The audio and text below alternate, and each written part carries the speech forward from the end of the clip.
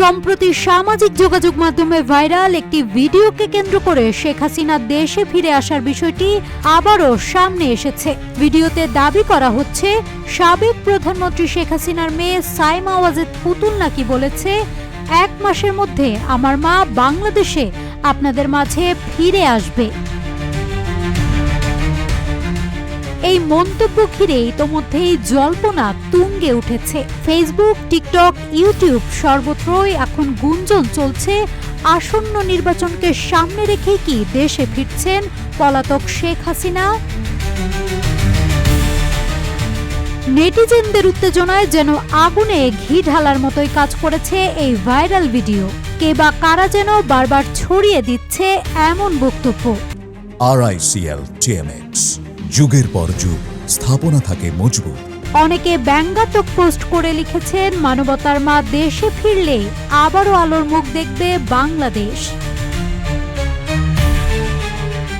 Rumour scanner টিমের অনুসন্ধানে বেরিয়ে এসেছে একেবারেই ভিন্ন চিত্র।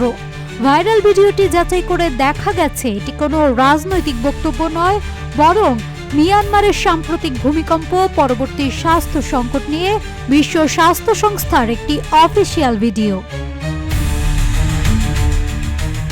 28 এপ্রিল WHO এর দক্ষিণ পূর্ব এশিয়া অঞ্চলের ইউটিউব চ্যানেল এবং লিঙ্কডইন অ্যাকাউন্টে a month after the Myanmar earthquake শীর্ষক এই ভিডিওটি প্রকাশিত হয়।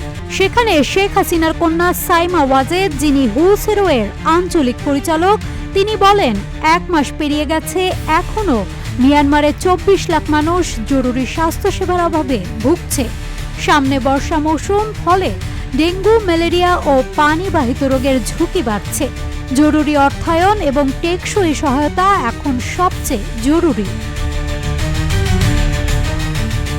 বিশ্লেষকদের মতে মূল ভিডিওর একটি অংশ সন্ধানী মনোভাবকে কাজে লাগিয়ে উদ্দেশ্যমূলকভাবে কাটছাঁট করে ভিন্ন প্রসঙ্গে চালানো হয়েছে। এর সঙ্গে শেখ হাসিনা দেশে ফেরার কোনো সম্পর্ক নেই। এই ধরনের গুজব ছড়ানো আইনত শাস্তিযোগ্য এবং জনমনে বিভ্রান্তি সৃষ্টি করে, যা রাজনৈতিক বা সামাজিক স্থিতিশীলতার জন্য ক্ষতিকর।